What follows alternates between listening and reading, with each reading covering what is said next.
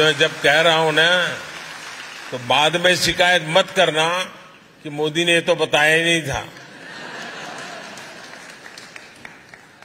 अभी अवसर है और मैंने तो लाल किले से कहा था यही समय है, सही समय है।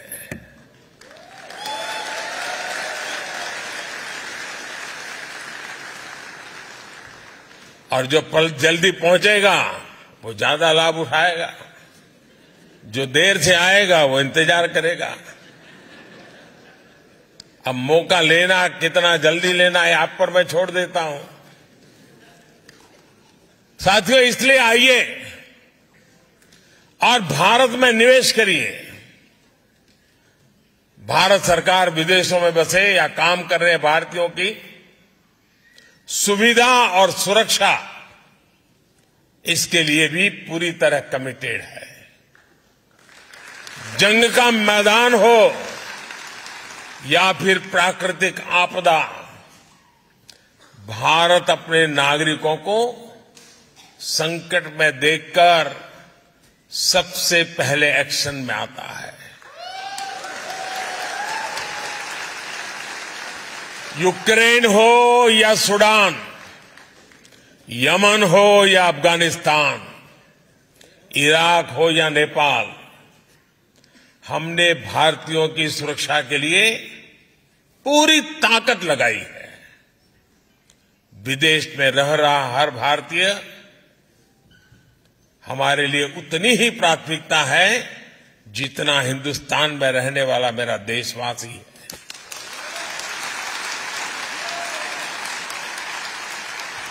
कुछ वर्ष पहले जब नीति आयोग बना तो हमने इंडियन डायस्पोरा के सामर्थ्य और योगदान को उचित स्थान दिया है। इसमें मुझे कहते हुए खुशी है कि रीयूनियन आइलैंड में ओसीआई कार्ड को लेकर जो दिक्कतें थी अब वो दूर हो गई है। अब वहां ओसीआई कार्ड इश्यू होने लग गए हैं। अब हम कोशिश कर रहे हैं कि मार्टिनिक और ग्वादेलूप में भी इसका समाधान निकाला जाए। साथियों, फ्रांस सहित अनेक देशों में अनेक साथी ऐसे हैं जो एकेडमिक से जुड़े हैं, रिसर्च से जुड़े हैं, टीचर है, प्रोफेसर्स हैं। मैं जब विदेश में ऐसे एकेडमिशियंस और प्रोफेशनल से मिलता हूं तो वो भी अक्सर कहते हैं कि उनके पास जो अनुभव है, ज्ञान है, एक्सपीरियंस है, उसे भारत के साथ कैसे जोड़ सकते हैं। और मैं आपको एक खुशखबरी देता हूं, इनकी इस इच्छा को भी हमने मान रखा है। ऐसे साथियों के लिए भारत के इंस्टीट्यूशंस में पढ़ाना अब आसान किया गया है। पिछली बार जब मैं फ्रांस आया था तब तय हुआ था कि फ्रांस में पढ़ने वाले भारतीय स्टूडेंट्स को 2 साल का पोस्ट स्टडी वर्क वीजा दिया जाएगा।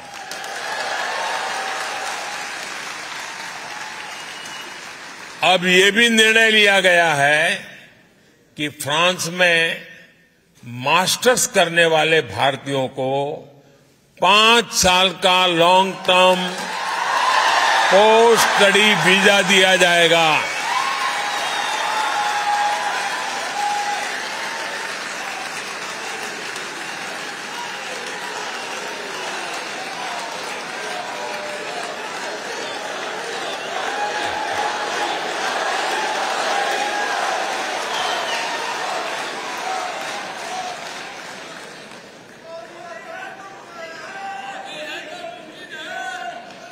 भारत सरकार ने फ्रांस सरकार की मदद से मार्से में नया कॉन्सुलेट खोलने का भी फैसला किया है। इससे भी आप सभी की सुविधा और बढ़ेगी। साथियों, मेरा फ्रांस के अपने दोस्तों से, यहां के नागरिकों से एक और आग्रह भी है। भारत इतना विशाल है, इतनी विविधताओं से भरा है कि हम भारतवासियों के लिए भी इसे पूरी तरह से देखने समझने के लिए एक जन्म कम पड़ जाता है। ऐसे विशाल भारत को देखने के लिए आज दुनिया उत्सुक है। आपको अपने इंटरेस्ट का कुछ न कुछ भारत में अवश्य मिलेगा। भारत में टूरिज्म का विस्तार साइट सीइंग से कहीं ज्यादा है। आप भारत की डायवर्सिटी देखेंगे तो भारत के दीवाने हो जाएंगे। हिमालय की ऊंची ऊंची पहाड़ियों से लेकर घने जंगलों तक, तपते रेगिस्तान से लेकर खूबसूरत समुद्र तटों तक, एडवेंचर स्पोर्ट से लेकर ध्यान और योग उसके केंद्रों तक, भारत के पास हर किसी के लिए कुछ न कुछ देने के लिए है। भारत के इस डायवर्सिटी को फील करने के लिए, उसे समझने के लिए हमारे फ्रेंच दोस्तों को भारत लाना ये आप सबकी जिम्मेवारी है।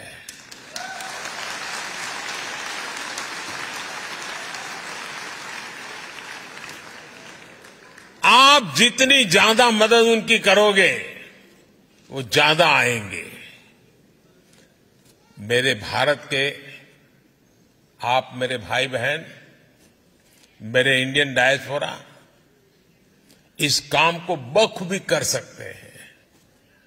जिस तरह मोबाइल में या कंप्यूटर में एक्सेस कोड या पासवर्ड डालने के बाद एक नई दुनिया खुल जाती है, वैसे ही इंडियन डायस्पोरा भारत का एक्सेस कोड है, पासवर्ड है।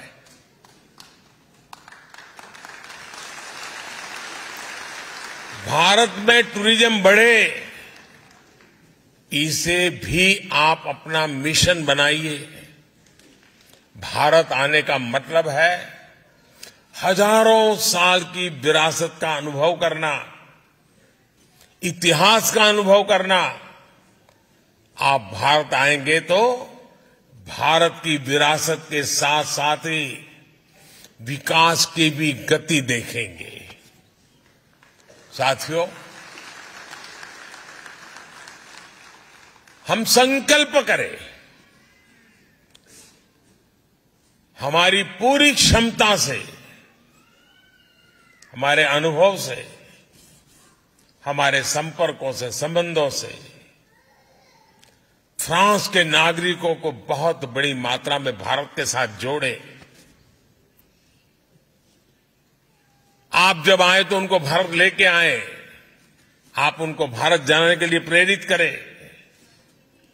हमारा पीपल टू पीपल कांटेक्ट बढ़ेगा तब सिर्फ टूरिज्म नहीं बनता है, वो तो होता ही जाता है, लेकिन उससे जो अपनेपन का सामर्थ्य पैदा होता है ना, वो पीढ़ी दर पीढ़ी की एक अनमोल विरासत बन जाती है।